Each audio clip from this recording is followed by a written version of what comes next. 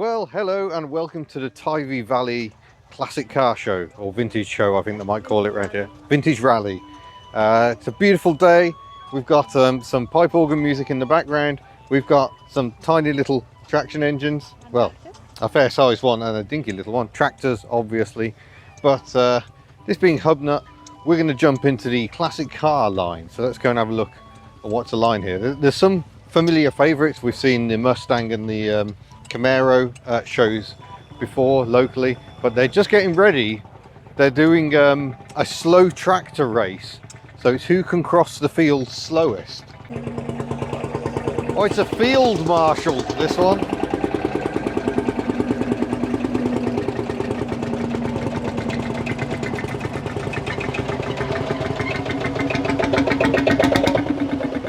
This one also a field marshal. I think they're actually working. I'm not sure what they're actually doing, but yeah, big single cylinder diesel engines. You can just hear it, dug, dug, dug, dug, dug, dug.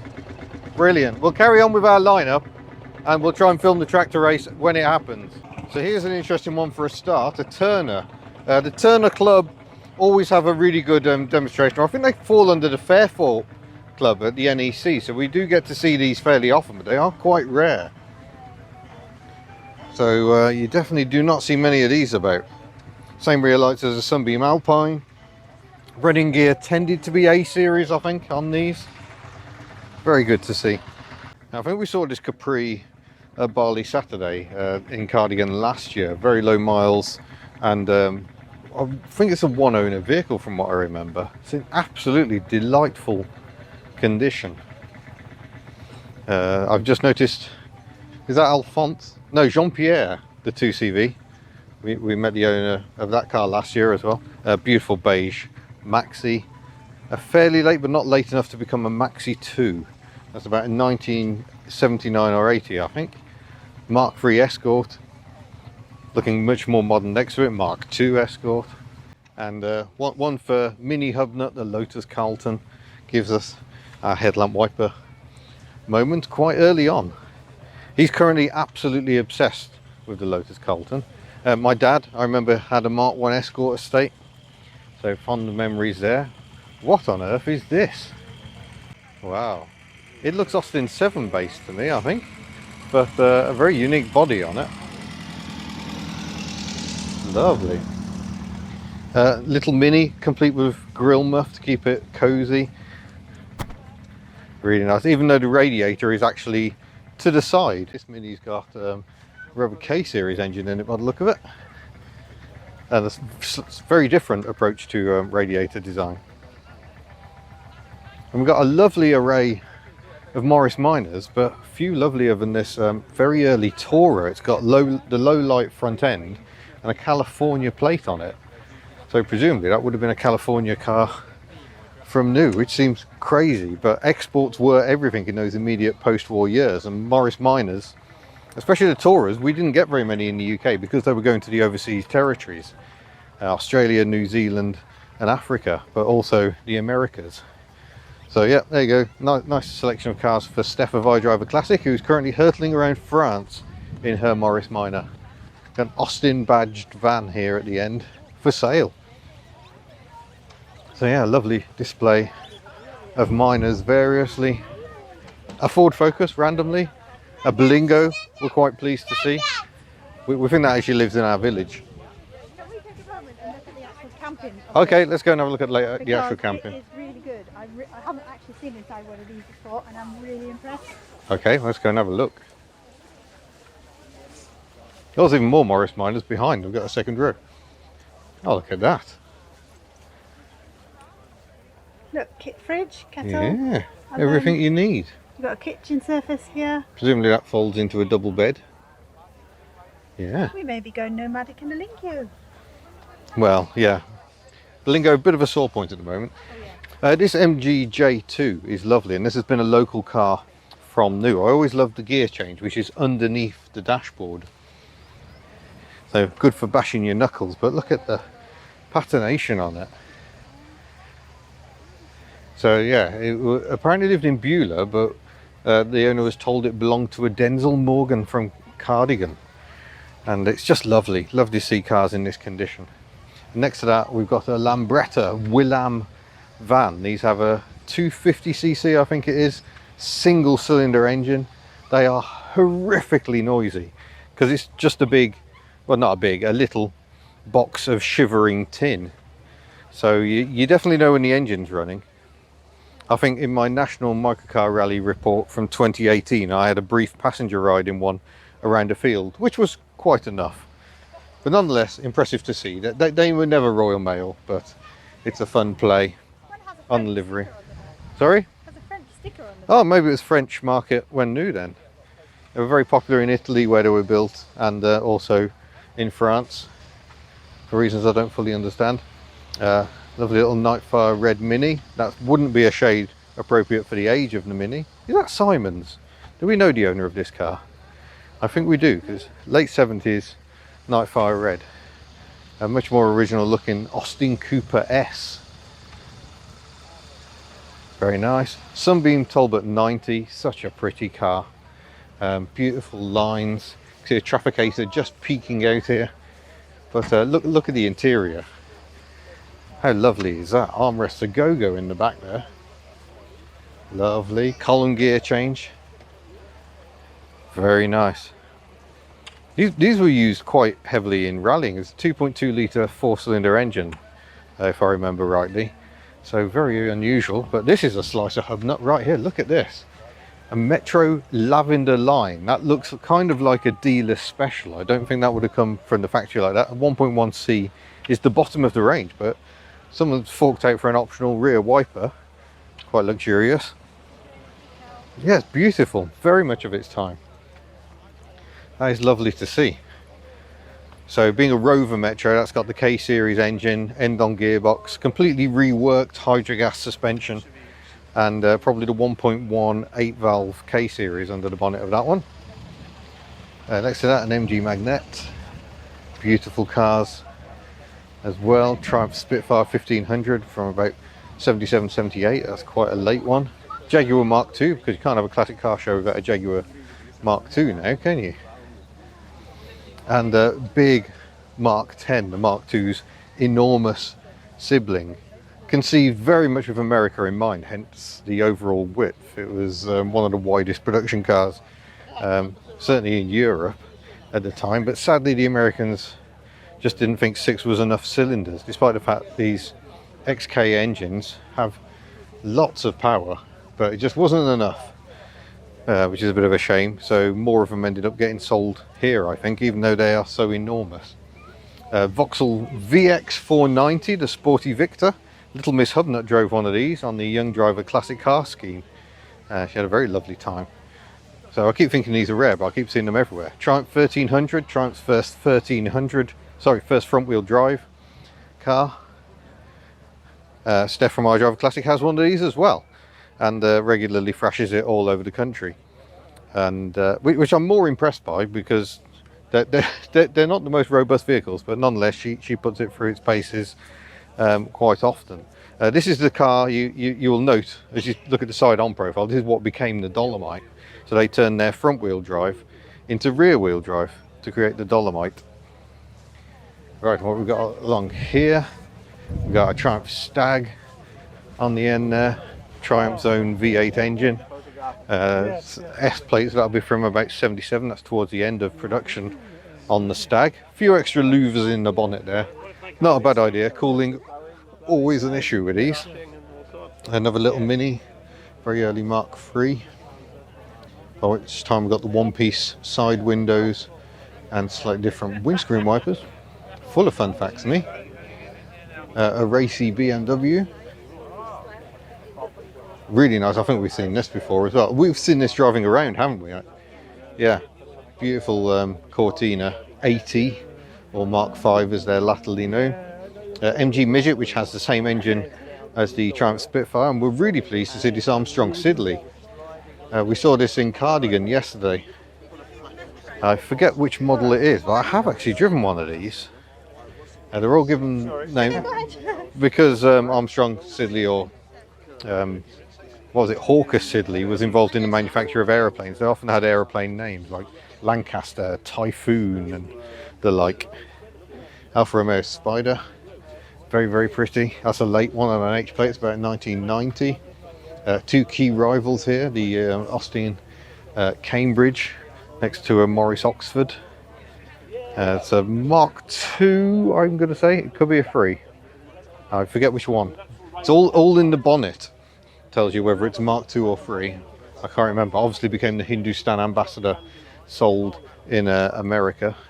In India, sorry, built in India.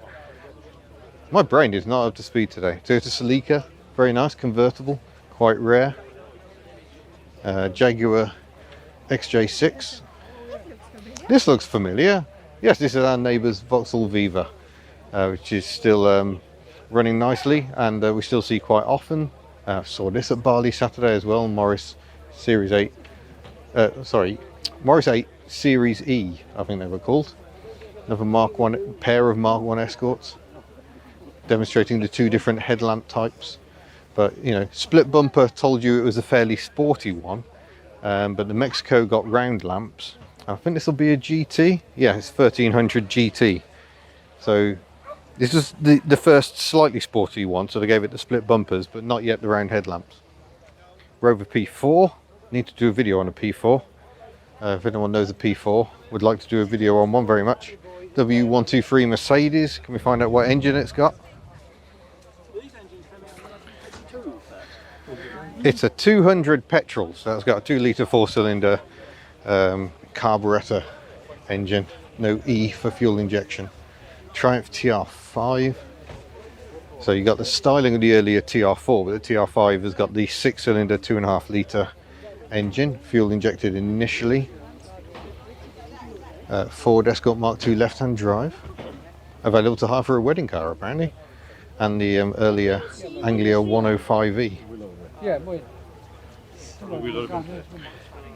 It's a Cortina Mark II, and we can tell it's sporty. Look, we've got the little corner bumpers again. Let's find out what model this one is. It is also a GT, a 1600 GT. There's a Dodge Viper there, that was unexpected. We'll get there. Yeah. Spitfire, it's the Little Mad Mini we saw last weekend. So that'll be in another show report, but I haven't actually published at this current moment. Another left-hand drive Escort. Humber Hawk there, loitering in the background next to a Gilburn. D-type replica. Definitely the day for that. Yeah, little minivan. Always had the Mark 1 front end with the fixed grille. A Beaufort. Very popular as wedding cars. That one's got a hard top, I note. Quite unusual. Fight our way through, see what else we can see. Jaguar XJ6, that's looking beautifully unrestored. Cortina Lotus, or Lotus Cortina, MG RV8.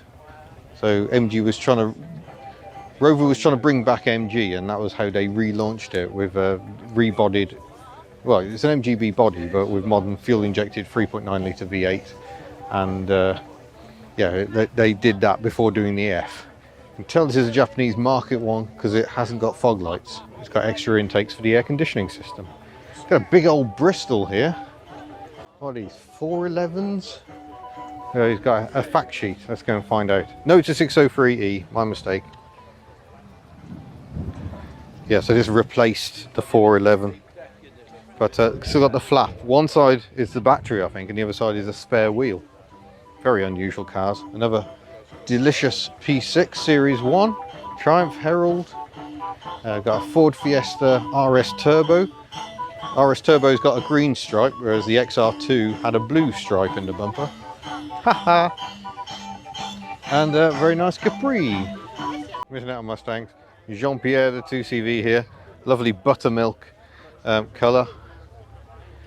Another 105E Anglia. Oh my gosh, this is the 183rd E-Type built from 1961, first year of production. Original flat fork. Come and have a look at the interior. Look at the beautiful unrestored seats. So they've still got the Moss gearbox as well on these 3.8s. No synchromesh on first. Plenty of transmission wine. That's lovely condition. The last in A30. Someone's fitted indicators too, quite sensibly, because otherwise you're just left with the little trafficators.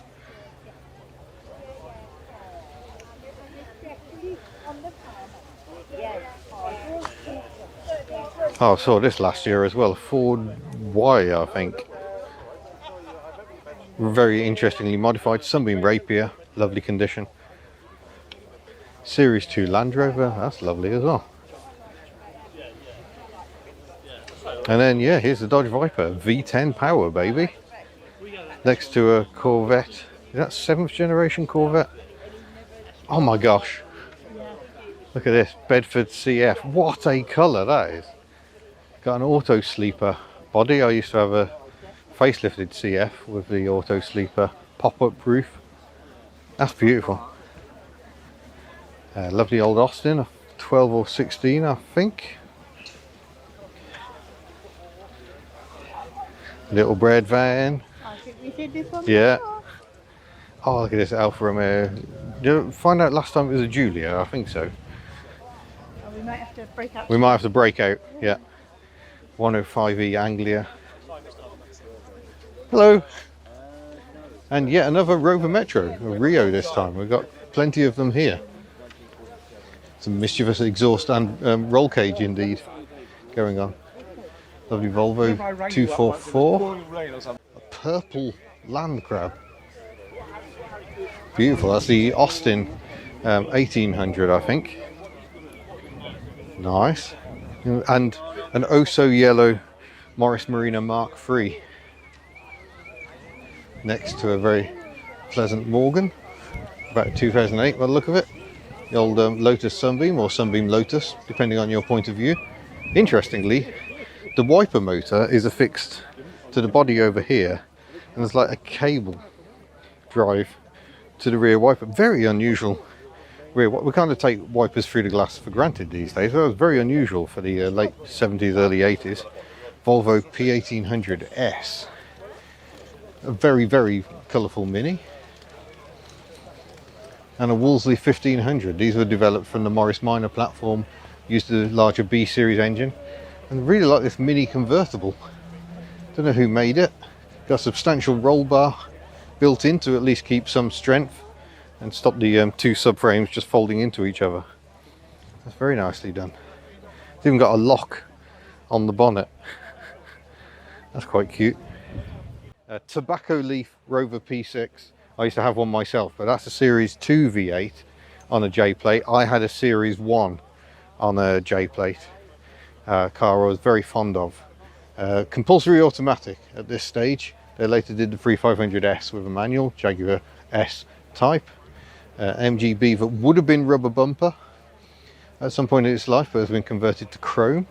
Oh, Volvo V70, replacement of the 850. And Hillman Avenger Tiger. Nice. That's from the second series of those, I think, where red was also an option, as well as bright orange. Range Rover P38. Lovely colour that was. Yeah. Nice. Sierra Cosworth, next to one of its great rivals, the Audi Quattro. Oh, that one belongs to Glyn, I think. I was come down from Devil's Bridge. It's a Singer Vogue. So quite similar to the Rapier we saw earlier, but this is the four-door saloon. Did test the Singer Vogue last year, was it? Could be. Focus RS. Opel Manta, that I think we saw last weekend on that Wheels for Wales run. Mercedes-Benz R107 gives us more headlamp wiper moments. But sadly this XJS does not have headlamp wipers. See, from the narrow period where they had the wipers park on in front of the passenger instead of the driver. Minis variously. Toyota MR2 Mark 1, good to see. Austin 7 Ruby. Love the little porthole in the roof. A very colourful Saab 9.3. That's an interesting bonnet. And, oh, this is lovely. Mark 1 Fiesta. Lovely condition. Yeah. Firefly. Like it. I think that and the Mark 1 Golf or possibly at the Pembrokeshire Classic show last year, which we will be going to this coming weekend. But you're probably watching this video after then because we're way behind. Austin A40 Farina. Should we see if it's a Countryman? Oh, it is not a Countryman. It is the booted saloon. So the Countryman had a lift up rear screen on it. Can I just direct you to the Working Traveller? Oh yeah. Oh, we'll go and have a nose at that. There's plenty more to see other than just old cars. Another 7 Ruby, I think. A little Vauxhall Viva HA. That's lovely. Morris Oxford Series 6. My aunt used to have one of those when I was growing up. Another E-Type. HB Viva. So we've got an HA just there, HB, and we've already seen an HC. In fact, there's another HC next to it, although it's got the 2300 slant 4 in it, which I think makes that a Magnum. Lotus, sorry, not a Lotus Cortina, it's just a Cortina Mark II on some banded Steelies by the look of it. Well, I wonder what this is hiding under the bonnet. It's a 1600 GT, but it's got some very mischievous, very wide Steelies on it, like that. Another Morris Minor Tourer, or I think they were called convertibles technically. Series 2 split windscreen. Riley RM with a high cam 4-cylinder engine. A BMW Z3. Another Morris Minor. An R129 Mercedes. I do like these. These are lovely cars. It's a lift-off hardtop and got a folding roof and a pop-up roll bar. But if the car starts tipping, it sort of flips up very, very quickly. And I think this is a bit of a sad one. I think this is Ford Popular. I think we saw this at the pre-show Barley Saturday last year. And I believe sadly the owner has passed away. But it's based on an MX-5. So it's got sort of, you know, more modern gauges going on. And you can tell with the gear lever, but outside it was a Prefect. Yeah, it's stock, but sadly I do believe the owner has passed away since I saw that first time. Wow, what is this? Spin round. Now this is something that would never get built today, is it? It's not quite an E-Type. Interesting metal flake. Look at the shine on that. But yeah, built into a motorbike front end. That's crazy. Made in Ceredigion. There you go. And it's even got a big cat on it. That's astonishing. That's going to upset the purists. We've got Gilburn. Yeah, I saw this at a show last year. I still don't know what engine is in it. It definitely isn't the original engine or gearbox. It's a 5-speed manual. So that's Welsh built car, Welsh modified as well. Mini Hubnut's very taken with those as well. Yeah. Renault Clio's got the 2-litre 16 valve in it. A lovely Mark 1 Fiesta next to that as well. Another Sunbeam Rapier. Good to see so many of them here. Another Series 2 Land Rover. I think we saw this yesterday as well. Mark 1 Golf. Daimler V8 250 that I think we've seen at shows report around here, before around here rather. Austin A35 painted grille, larger 948cc engine. Another 107 Mercedes, no headlamp wipers this time I'm afraid. And this looks like a standard Enzyme. Based on the Vanguard, but this is like a stripped out poverty model, very popular with the RAF.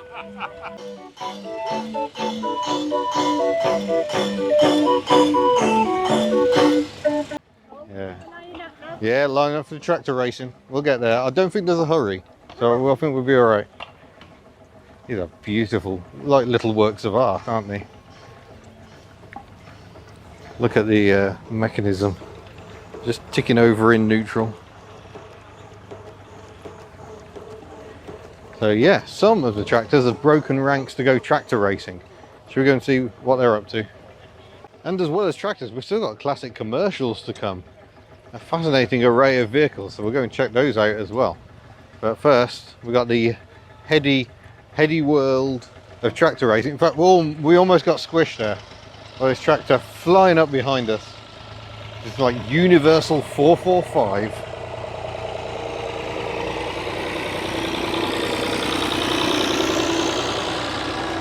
Lovely. Let's get ready for the race. Crashing demonstration here, powered by this old John Deere. How on earth did more people not get maimed and killed back in the early days of farming, eh? Beautiful. Right, they're just lining them up.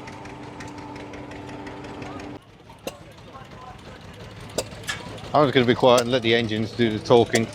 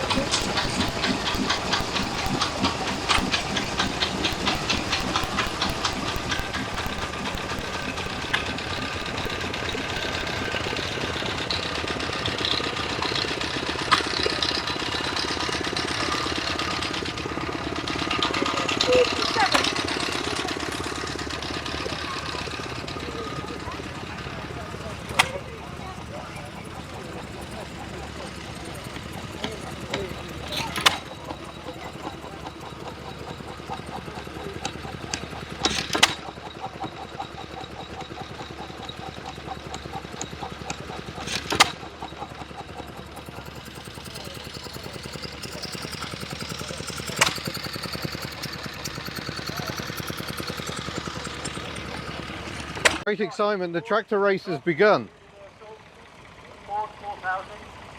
So yeah, you're not allowed to brake. You must put it in the lowest gear you've got and away you go.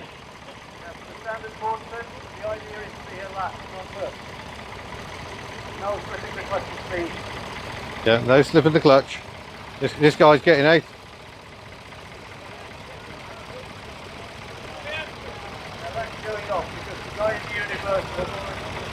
Yeah, just got out and let it go in.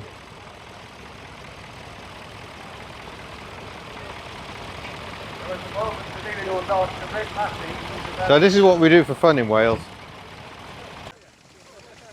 So Miss Hubnut can't resist. This is a coach she probably travelled on when she was a child. Oh yeah.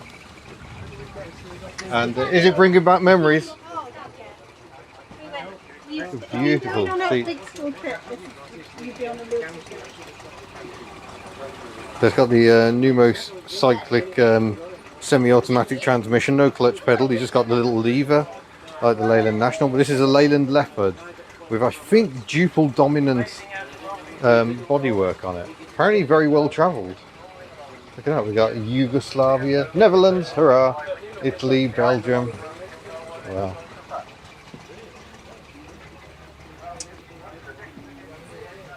And now we've got self-mode engage.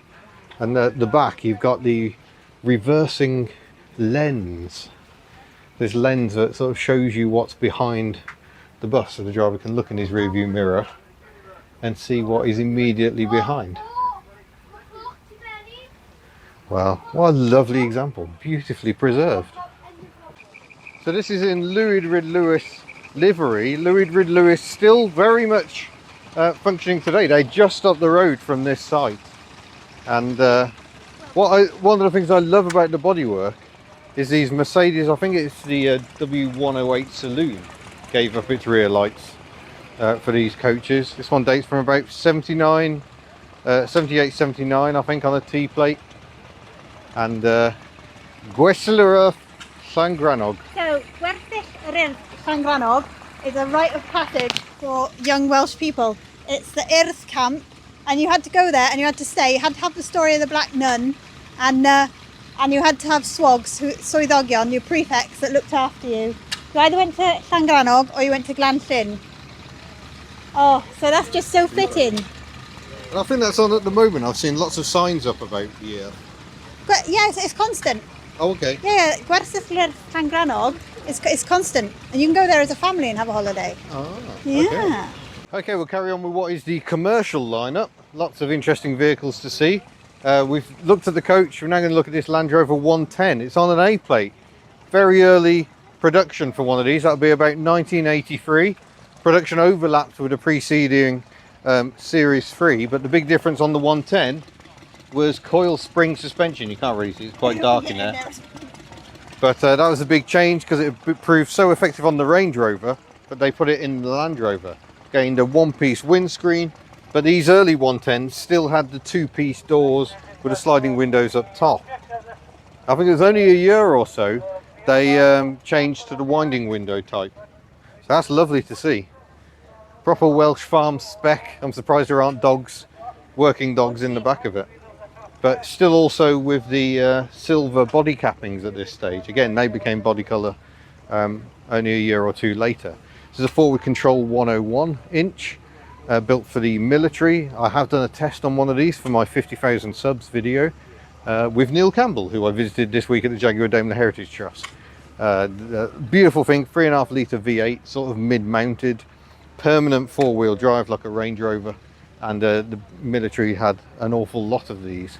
And there's a military Series 3, I think, next to it as well. Looks like it's come out of the military and then been repurposed, probably for use on a farm or some such. Series 1 Land Rovers, beautiful things. I love Series 1s, so much character. So launched in 1948, production of these continued until 58, I think, 10 years. They changed quite a lot, different wheelbase lengths, the engine increasing from a 1.6 petrol to a 2 litre. And yes, you can take the door tops off, you can take the doors off, do what you like. There is great excitement. The tractor race is finished. They're now on barrel racing, or barrel rolling. So you've got to roll the barrel in a circle with the front wheel of your tractor. Now, I think the aim is actually to do it as quickly as you can without either running over the barrel or losing control of it entirely. The others are nervously lined up waiting their turn. Lovely Bedford O Series truck. These were the basis of the OB coaches. Very, very pretty coaches. Sad we haven't got one of those here today. There are a few in the area. And this is a little Bedford CA van. Gorgeous little thing. We see this quite often. It lives in Llannon, not a million miles away. The owner also does have an OB all coach. the way around in 1 minute 45. Well done, Peter. But we've got a sliding door, column gear change, a Vauxhall Victor engine. This is a Utili brake, or Utila brake, which is kind of your multi-purpose vehicle. So this one's got a second row of seats, and it's quite amusing because you can buy a Vauxhall Vivaro in this sort of format to this very day, which granted is these days a Peugeot really, but still. We've seen this before at Bali Saturday as well. It's an amazing Ford Thames based van, but with a wide body on it. I really like that, so funky. Again, these have got a column gear change. It's said to be one of the worst ever fitted to a vehicle. Regularly the linkages would tie themselves up in knots. And so noisy because you're sat right next to the engine. So imagine the tortuous route that goes from this column gear change here, going all the way down there, then it's got to work its way to the gearbox, which is behind the engine here. So plenty of angles and opportunities for things to go awry. Oh, that's better now. We're heading in the right This is a direction. Series 3 Land Rover from the late 1970s. Nice to see, a little Austin A35 van. Very cute. These remained in production for quite a long time, way after the saloons went out of production. Morris Ital pickup. Oh yes. 1 minute gone. And we've got another Series 2 Land Rover here. And we saw this Land Rover at Barley Saturday last year as well, this Series 1. It's been restored, but the doors haven't.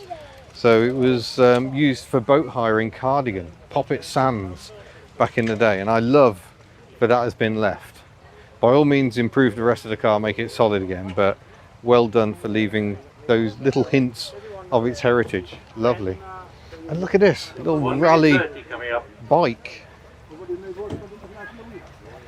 So I reckon that was probably developed by Tom Stevens, who would get fed up when Raleigh abandoned freewheelers and trikes, and he set up Reliant, building very similar vehicles as a result. Oh yeah, look at that. Edinburgh to London for a £1 note. £78.15. Yeah. Easy payments arranged. This is a lovely Mercedes 7.5 tonner. Don't know a lot about these, but they used to be everywhere. But this is one of my favourites, this Scammell truck. The body, very distinctive body, is by Giovanni Michelotti, which is why it's got these, beautiful little touches like these, ribbed lamps and the overall ribbed front end. Beautiful piece of truck design. So Michelotti did a lot of Triumphs. What else did he do? He did the Leyland National Bus as well. Oh wow, better get some footage of that traction engine driving through. Quite rightly escorted by some safety officers in front. You don't want to fall under the wheels of that. Yikes. So yeah, Michelotti did this. His final design was the Reliant Scimitar SS1. So that's a lovely truck to see. And an ERF 4-axle. That's really nice. Oh, it's in the Mansell Davis and Son livery. I was going to say they're still going today, but sort of. They're going to MDS now. Wow. That's got a Gardner 180 horsepower engine, apparently. That's lovely. Of course, we found one of these in a scrapyard last year. Well, we managed to find a few more classics hidden up here at the back. We hadn't seen these before. Mark 1 Escort again. Very pretty design, but we're especially pleased to see this Reliant Scimitar SE5A, especially as I used to own one of these. It is a GTE, so you got the sporting estate back end on it. And yeah, it is an overdrive model. You've got a flick switch on the dashboard, so you can just stick your finger out and engage the overdrive.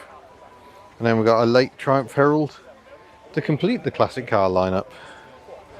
1360 with these sort of diagonal bonnet lines. So the Triumph Herald, I don't know if he did this facelift, but the original Triumph Herald was a Giovanni Michelotti design as well. So a very talented chap. Now, I've just noticed we've got a LDV Maxus. That's a very Hubnut van. There are also lots of stands here where you can buy all sorts of amazing things, bits of car, model cars, and so I did. I've bought this amazing Datsun Fairlady police car, which is incredible. I don't know if it works. You can put batteries in it, and it's got sort of steering, so it'll randomly sort of steer around. It's even got a mission on the bottom of it. I can't quite read all of it, but 3 people are occupying the International Bank of Commerce. They seem to have taken 20 hostages, proceed immediately to the bank and surround it. Not sure how you meant to surround it in one 2-seater sports car, but here we go, £3. Bargain. Now let's go and look at some tractors. Right, unsurprisingly, where we are, there are a lot of tractors. We're going to take a very quick look at some of them. There's lovely Fordson Major. Nice proper name there. And this Alice Chalmers wedding tractor, which is giving us all sorts of ideas, isn't it, dear? Oh gosh, yes, lovely. Are you falling in love with it? Yeah, I really have. I just think it's 4-poster tractor trailer. It's very funky. Cool, let's run down the lineup then. There's a lot to see. okay. Run, gallop. Oh, okay. Massey Ferguson 135, hugely popular in these parts.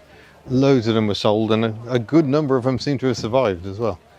And what I like is seeing the difference. You've got some that have been beautifully, impeccably restored, And then some are more oily rag resto, which is good to see. These Fords were everywhere. Kind of looks like they stole the cab off a bigger tractor. And the indicators out on sticks. I'm surprised more of those didn't get knocked off. We've got a little Marshall here. That's quite funky. Another older Fordson Major. A Super Dexter. Amazing names. A little grey Fergie, we'll see many of those. There's a David Brown, which I find quite interesting. It's sort of a two-seater.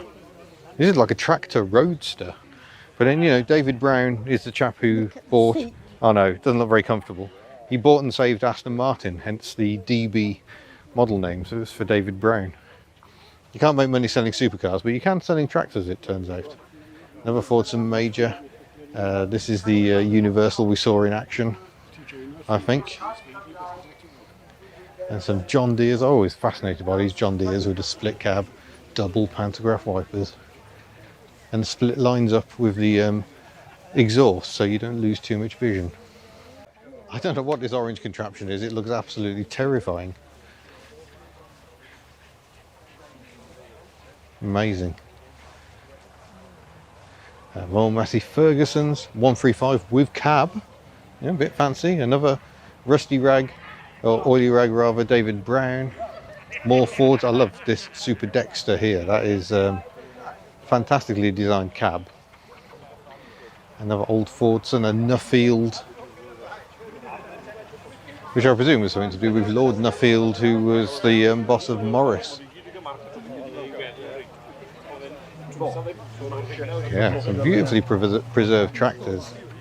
There's still farms that are using tractors like this. In fact, we still sometimes see even older tractors still actually being used in these parts. So you've got some little grey Fergies for little rusty Fergies. Lovely to see. Yeah. As we said, there is a lovely vibe at this show. It's very relaxing and there's an awful lot to see. There's a tractor with eyes over here. Oh gosh, you can smell the smells coming out of the threshing plant over there are incredible. More Alice Chalmers, 1939 one here. Wow. McCormick Farmall International. So I think these are all American tractors. Yeah, there's a huge array of them. Couldn't resist one more stationary engine.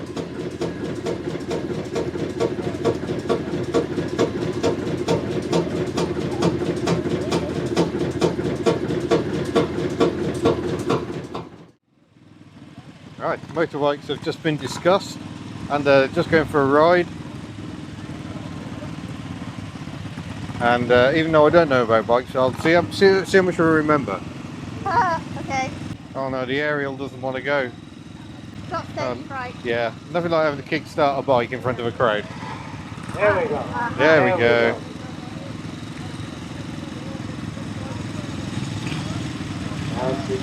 Just get the thing to settle down and away we go. We're going into gear now. Yeah, I don't know how old that bike is, but that style of number plate mounted on the front wheel on the mudguard, they did do away with for fairly obvious reasons. Just a slicer ready to do damage. And away we go. That's why we went for just the rear plate on bikes. Here it goes. Oh, look at that. And the Ducati. Beautiful. Ducati here. Tricky race. This has got a cement mixer engine apparently. Got some fake relation to Yamaha. Yeah, loving this. Guy's gin with him. Motor Guzzi. Scrambler here, BSA. Here we have a vintage Triumph. And then a Vespa 1960. Which model is it, please? Lambretta. This must be tricky on those tiny wheels. 1947 Panther. Yeah. A Sunbeam there. Oh, look at this. Loving life. And that apparently was local and ridden by a local character who passed away and then was in a sailing Carmarthen. Ah. Recently recruited. So these Triumphs there. And here comes the aerial. She's done the lap already. Yep. Flying around she is. And this is the not Silver Star. Yeah, BSA Silver Star, but isn't. So yeah, there you go. That was the bikes, folks. You complain we never give you any two-wheeled action, but we've actually managed to do it this time. And later on the classics will be taking a turn here, and even later the steam-powered stuff. So yeah, good to see. He is sorted. I don't think scramblers are meant for pottering like this. You can just watch them go round and round and round. Yeah.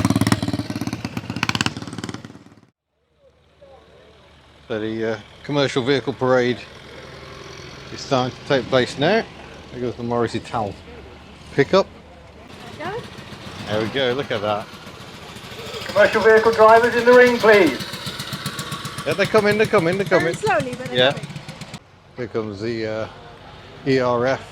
Twin steering axles demonstrated very nicely. How about the scammer, please? Exhaust pumping the pollutants out at us as it drives past.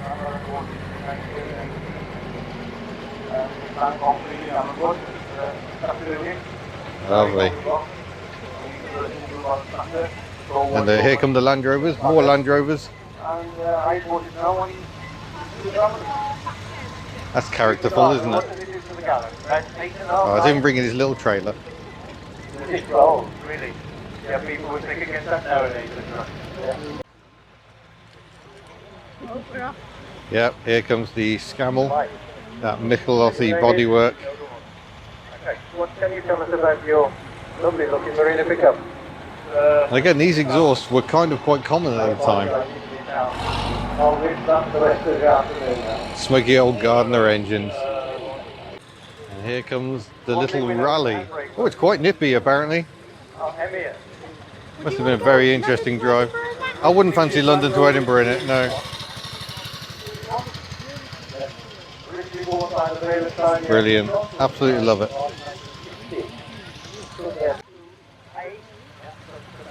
Here's the Series 1.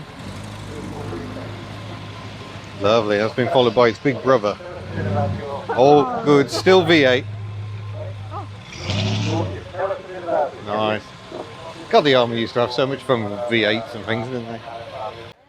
Well, we'd actually stopped filming. We've got a couple of lovely old cars to look at, including this 1929, I think it is, Morgan.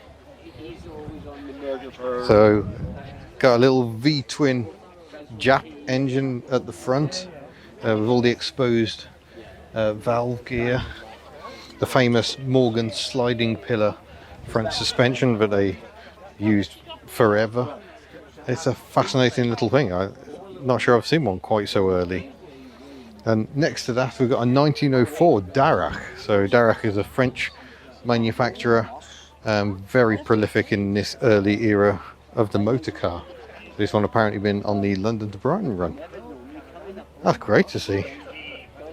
So we've got this lovely Mark III Transit, which is an absolute beauty. It's managed to sneak in a bit later on, and it's fitting because we just went to the stores and found this new Ford Transit, the next chapter has begun badge, and a new Fiesta one. So I think that must be from about 86 maybe, and that one probably from 89 when the Mark III Fiesta came out, I think.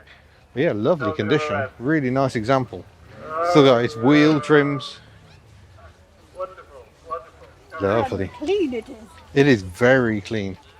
I don't think they were that clean when they came out of the factory. Marvellous.